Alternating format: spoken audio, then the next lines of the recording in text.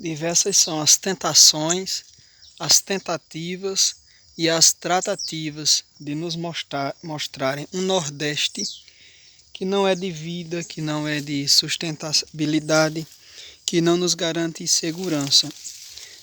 Isso eu questiono bastante porque o nosso Nordeste, sobretudo aqui na região semiárida do Nordeste, que é uma faixa de terra específica, né?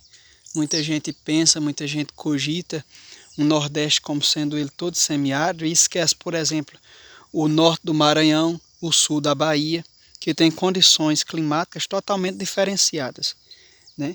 Então, nesse vasto contexto, nesse mundo sagrado que é o Nordeste do Brasil, nós temos Mata Atlântica nos litorais e também no sul da Bahia.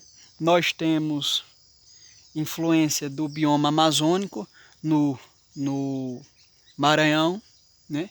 Aqui nos interiores, sim, nós temos faixas de terras secas, né?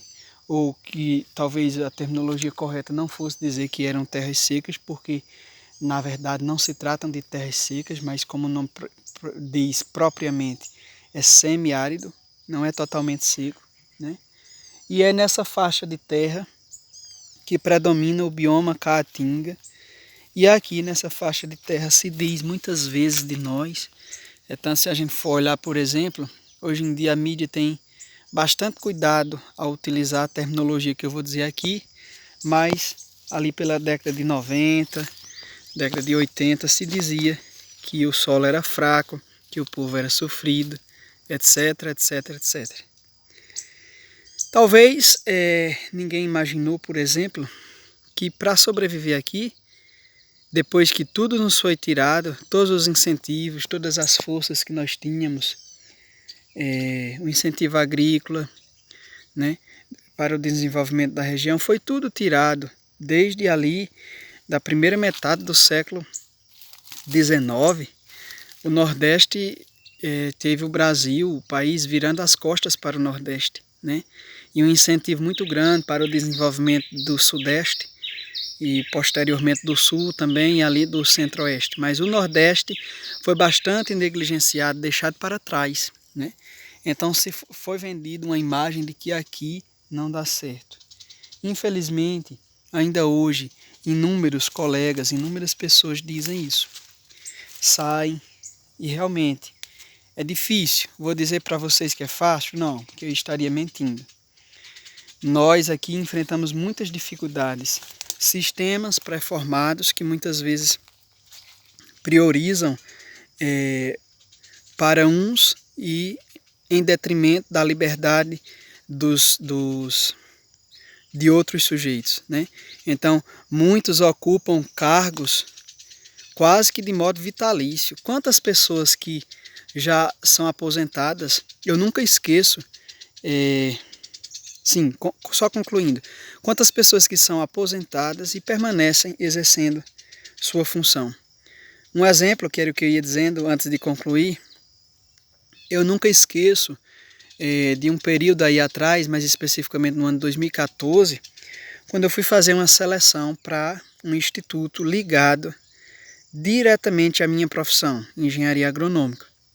E aí eu fui fazer a seleção em uma unidade próxima à capital e lá tinha uma senhora e essa senhora me deu uma carona de volta dessa cidade próxima à capital até a capital, onde eu pegaria ônibus de volta.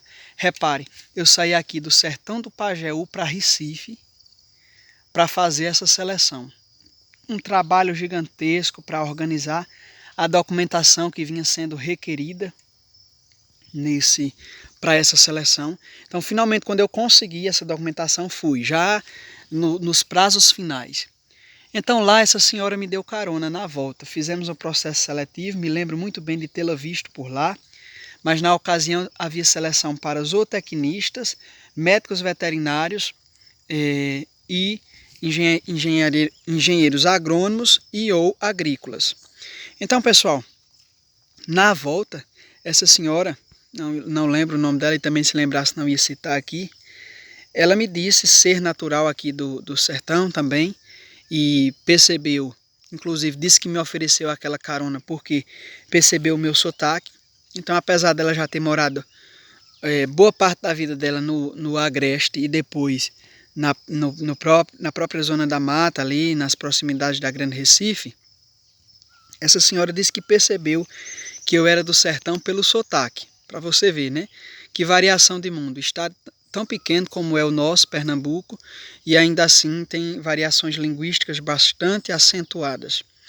Então, aquela senhora, ela colocou o seguinte, que havia se aposentado em 1998.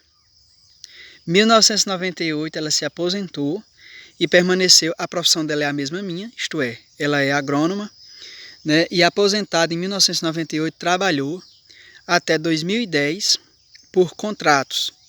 E em 2014 ela estava voltando, porque segundo ela teria usado esses 3 anos e meio para descansar, estava voltando para o mercado de trabalho. Achei interessante porque só naquela carona eu percebi que ela estava concorrendo justamente para a vaga que eu estava pleiteando.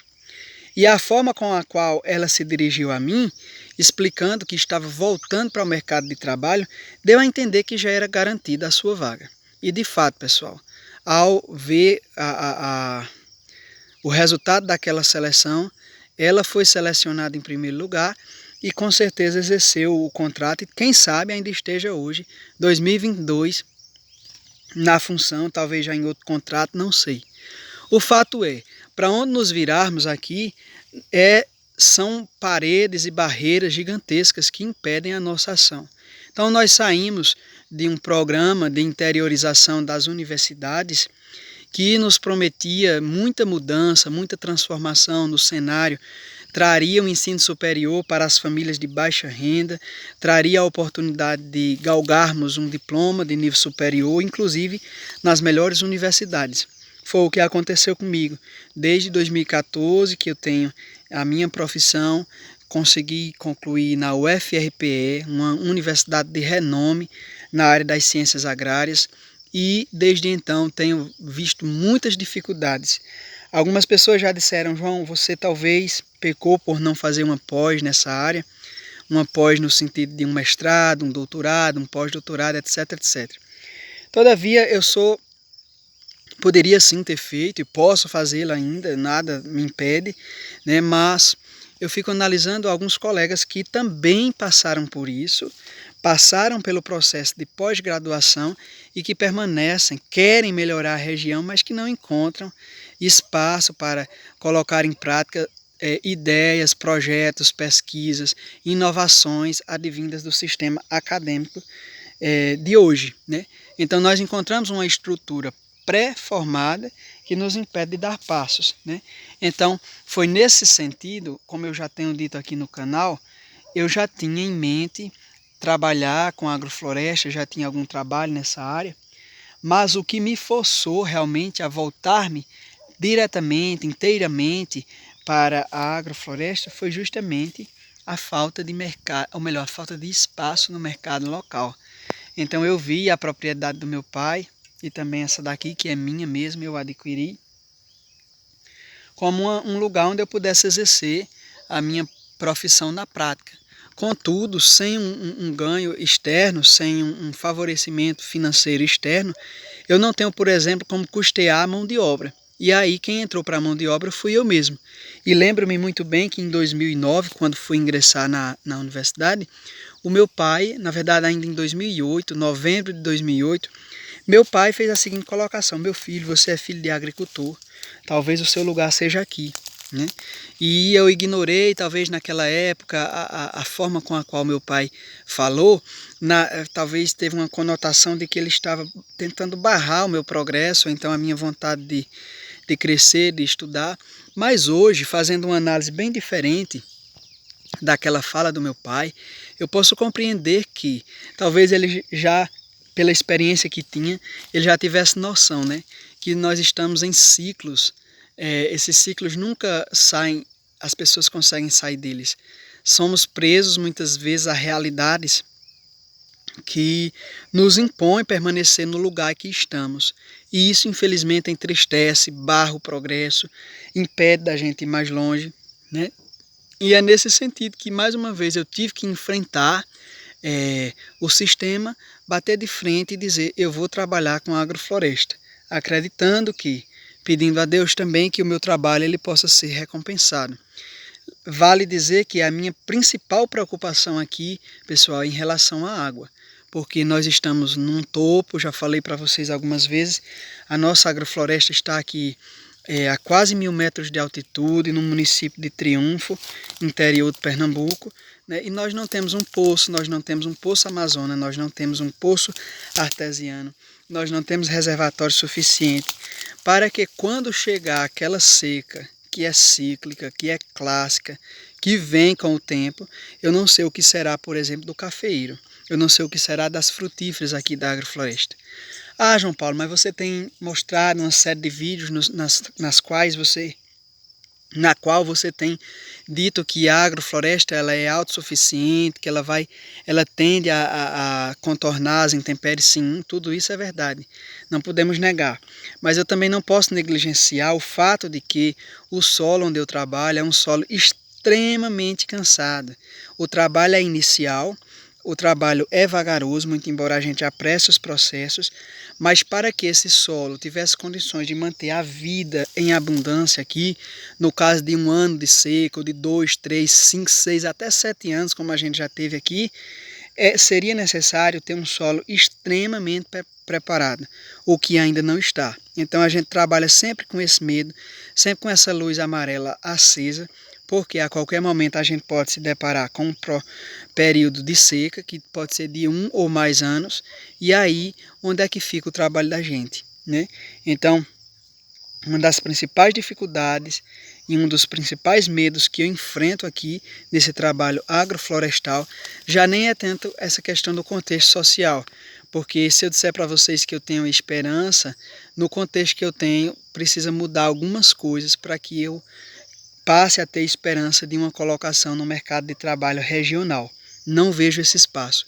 São espaços marcados, pré-determinados, escolhidos, né? E infelizmente eu não estou inserido no número desses seletos profissionais que estão ali ocupando perenemente esses espaços, né? Então, no outro sentido, vivendo de agrofloresta, o meu medo, nesse caso, é a falta d'água nos próximos anos. Como eu já perdi na área 1, eu tinha diversas coleções de inúmeras plantas e perdi naquele período seco que se estendeu de 2012 até 2017, né? Então, eu peço a Deus e peço a vocês também que a gente possa trabalhar numa corrente aí de energia positiva, né?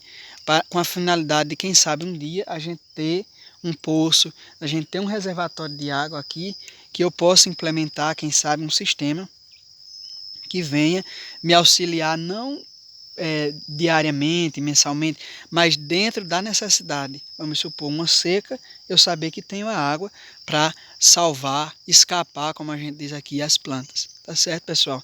Era uma partilha que eu queria trazer aqui para vocês hoje, um desabafo também, não deixa de ser, e eu coloco aqui pedindo o apoio de vocês também e agradecendo por vocês assistirem esse vídeo e por vocês escutarem o meu desabafo e quem sabe, tenho certeza, na verdade, que vocês trarão comentários positivos que me auxiliarão nessa problemática.